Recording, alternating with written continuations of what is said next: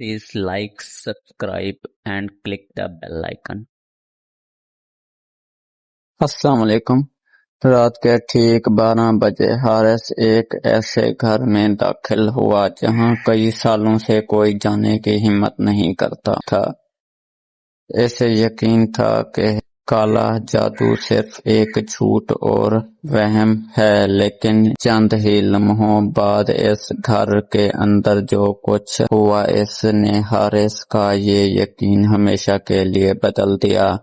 اس گھر میں ایسا کیا تھا، جاننے کے لیے کہانی آخر تک ضرور سنیں۔ ایک چھوٹے سے گاؤں میں حارث نام کا ایک نوجوان رہتا تھا۔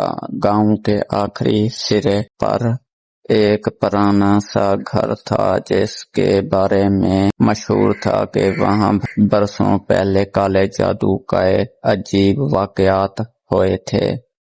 لوگ سورج ڈوبنے کے بعد اس گھر کے قریب جانے سے بھی ڈرتے تھے۔ ایک رات حارث اپنے دوستوں کے ساتھ بیٹھا ہوا تھا۔ باتوں باتوں میں اس نے کہا، یہ سب صرف لوگوں کی بنائی ہوئی کہانیاں ہیں، میں آج رات اس گھر میں جا کر دیکھوں گا۔ دوست نے اسے بہت روکا مگر حارث نہ مانا۔ رات تقریباً 12 بجے وہ گھر کے اندر داخل ہوا۔ اندر مکمل خاموشی تھی۔ اچانک اسے اوپر والے کمرے سے کسی کے قدموں کی آواز سنائی دی۔ حارث نے ہمت کر کے سیڑھیاں چڑھنا شروع کی۔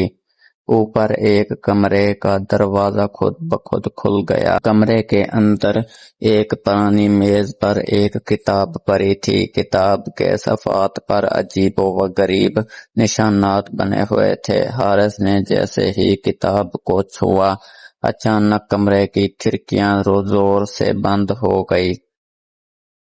اسی لمحے اسے کسی کی سرگوشی سنائی دی، یہاں سے چلے جاؤ۔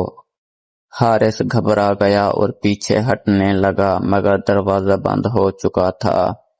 اس نے پوری طاقت سے دروازہ کھولنے کی کوشش کی۔ اچانک کتاب خود بخود زمین پر گر گئی اور اس کے صفحات تیزی سے پلٹنے لگے۔ حارث آنکھیں بند کر کے دل ہی دل میں دعا کی۔ چند لمحوں بعد سب کچھ خاموش ہو گیا، دروازہ بھی کھل گیا۔ حارث فوراً گھر سے باہر نکلا اور کبھی واپس نہ جانے کا فیصلہ کیا۔